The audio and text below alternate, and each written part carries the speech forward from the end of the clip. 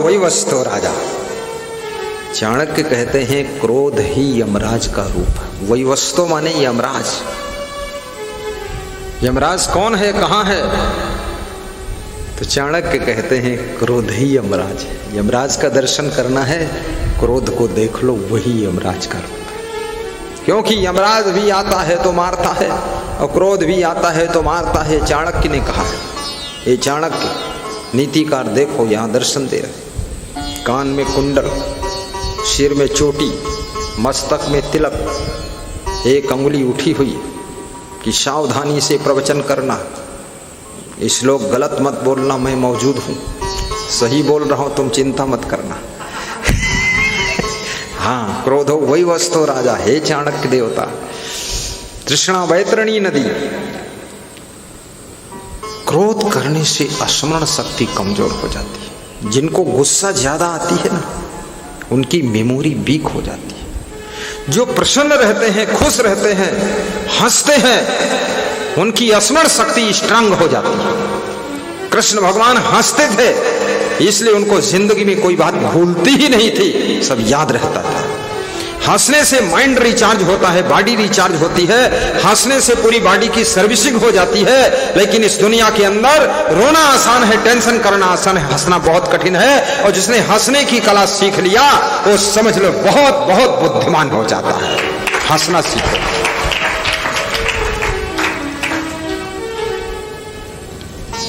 हंसते रहो ये जिंदगी बेकार न हो जाए, बेकार न हो जाए। मैं 30-32 साल पहले राजस्थान गया, पैदल गया था। तो वहाँ भक्त लोग मिले, तो हम खाली मूली हंसा करते थे, क्योंकि ज्ञानवान तो था नहीं, छोटे थे। ज्ञान कुछ ना हो तुम हंसा करो तो लोग समझे थे बहुत होशियार है ये। अब ढेर हंसी हो तो यह सोचे बैगल लोहे पूरा मुँह फैला रहा था हर समय। तो भगत लोग हमसे पूछे, संत जी आप हमेशा खुश क्यों रहते हैं? तो हमने कहा दुखी रहने का कारण होता है और खुश रहना हमेशा अकारण रहता है। तो बोले हम देखते हैं हमेशा खुश रहते, हंसा करते। तो हमने कहा हंसते इसलिए हैं कि इससे हम बीमार नहीं होते और हमारी बुद्धि भी तेज रहती है। कहीं बुद्धि तेज तो प्रवचन नहीं करते। हमने कहा अभी छोटे हैं, करेंगे तब से एकदम, फिर करेंगे तब से बंद ही नहीं करेंगे, बहुत ज़्यादा ही करेंगे, थोड़ा सा सीखने दो भी। फिर शुरू किया, अभी भी वो भक्त हैं। तो बोले वास्तव में आपने कहा था वही हुआ। बोले अब तो आप गुरु जी हो गए। हमने कहा गुरु जी भी हैं, संत जी भी हम हैं। बोले अभी भी हंसना बंद ही नहीं करो, कम से कम गुरु बनो, अब तो गंभीर रहो। गंभीर हॉस्पिटल में भर्ती हो जाएंगे, फिर डायबिटीज भी हो जी, बीपी हाई हो जी, हार्ट अटैक बीमारी हो जी, फालतू काम हो जी। हंसने में क्या परेशानी? हंसता वही है, हंस वही सकता है, खुश वही रह सकता है जो व्यक्ति भीतर से सही होता है। याद रखना, गलत करने वाला, गलत सोचने वाला, गलत विचार रखने वाला हमेशा चिंता में रहता, वो हंस नहीं सकता है। या कि जिसको ज्ञान नहीं है पूरा जगत का, वो व्यक्ति नहीं हंस सकता है। जिसको यथार्थ बोध हो गया, ये क्षण भंगुर संसार का ज्ञान हो गया कि सब नाशवान सृष्टि है, यहाँ रोने धोने से भी कुछ मिलने वाला नहीं है, न टेंशन करने से कोई फायदा होने वाला है, वो हंसते हंसते जिंदगी गुजार देता है। याद रखना, ज्ञानी ही हंसता है, खुश रहता है, अज्ञानी तो हमेशा दुख में डूबा रहता है। हंसते रहो ये जिंदगी बेकार न हो जाए, बेकार न हो जाए। सपने में किसी जीव का अपकार न हो जाए, अपकार न हो जाए। हंसते रहो ये जिंदगी, हंसते रहो ये जिंदगी, बेकार न हो जाए।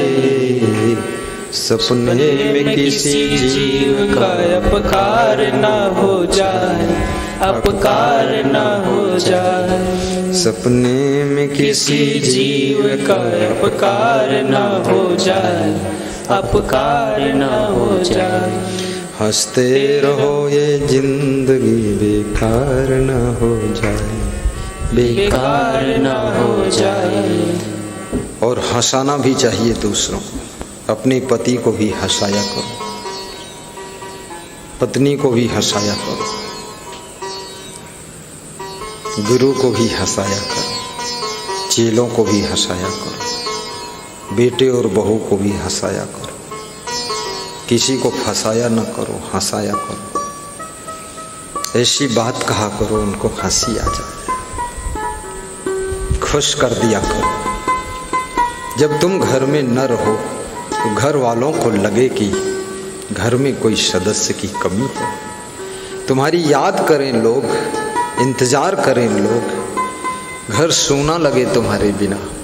तुम आओ तो घर में आनंद दूना लगे।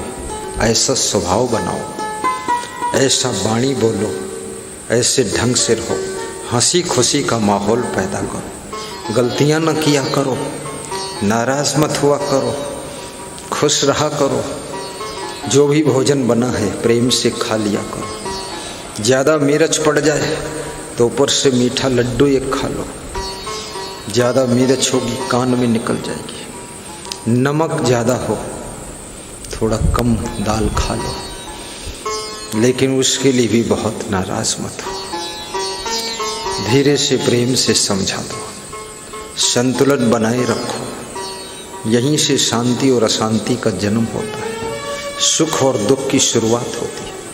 तो श्री कृष्ण कहते हैं, बहुत बड़ी बात कृष्ण बोल रहे हैं, शक्नोति है ओ यह सोढ़ुम प्राक शरीर विमोक्षणात् काम क्रोधोद्भवम वेगम सहयुक्ता सह सुखी नरः।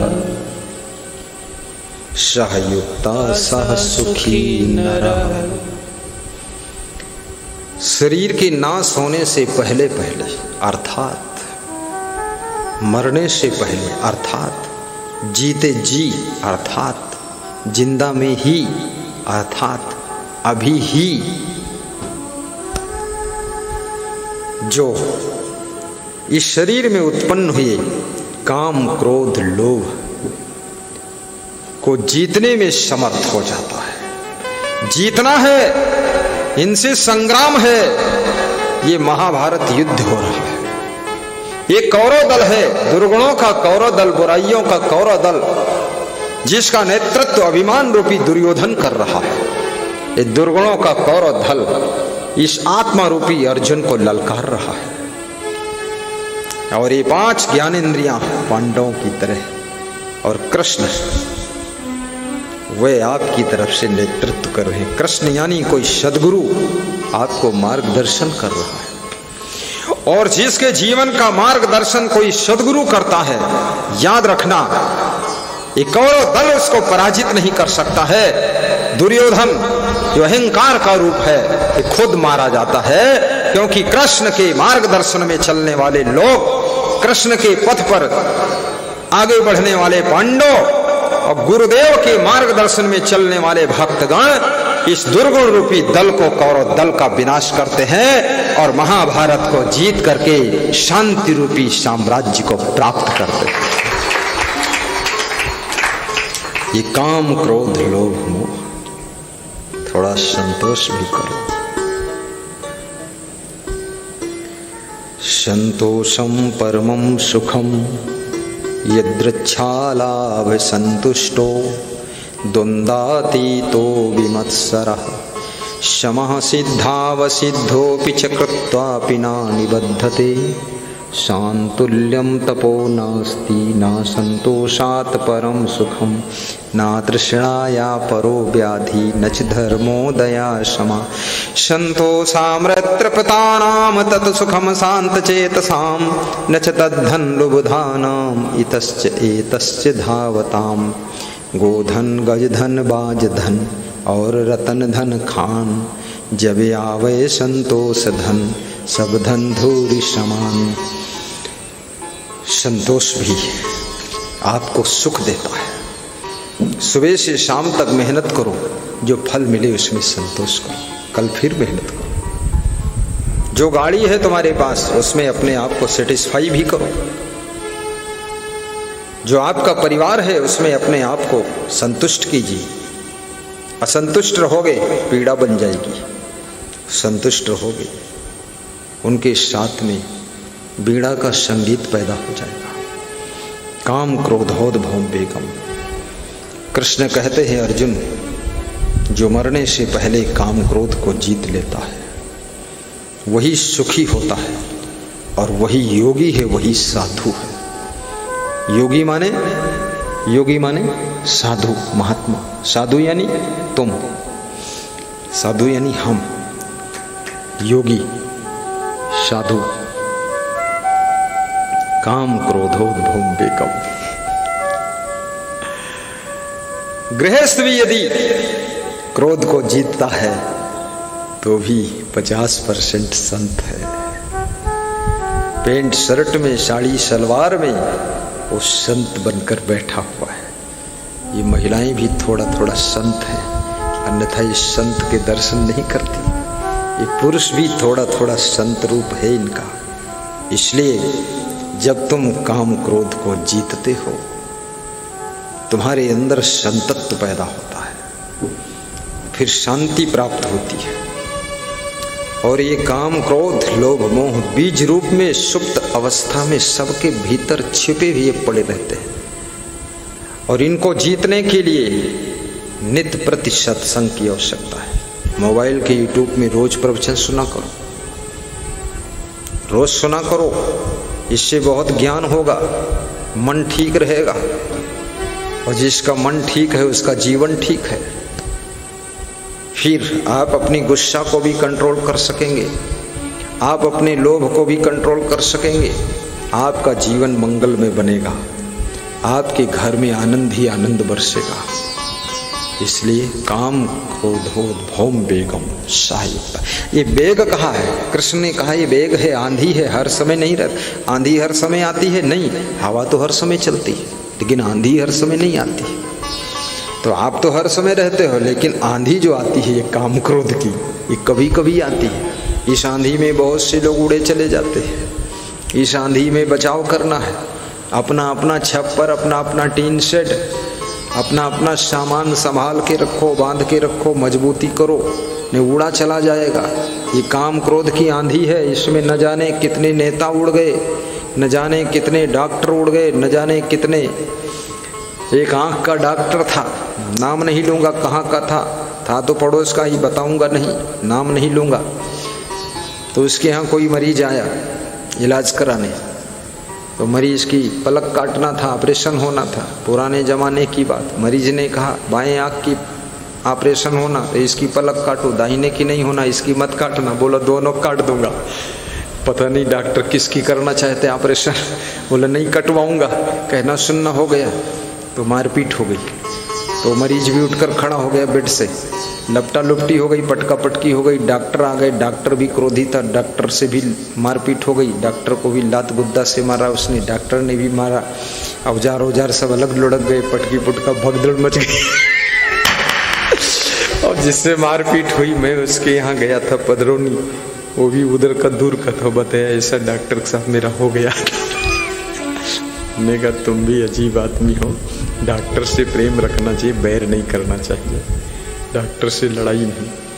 तो उस डॉक्टर के पास में जो दूसरा डॉक्टर ट्रेनिंग लिया था वो बताया कि मैं उनका चेला हूँ, मेरे पास दिन भर में बहुत मरीज आते हैं, 40-50 मरीज आ जाते हैं, और मेरे मेन डॉक्टर साहब के पास 2-3 लोग भी नहीं आते हैं। वो क्रोधी बहुत हैं, वो गुस्सा हो जाते हैं, दूसरी मंजिल से भी सब औजार फेंक देते हैं नीचे सड़क पर।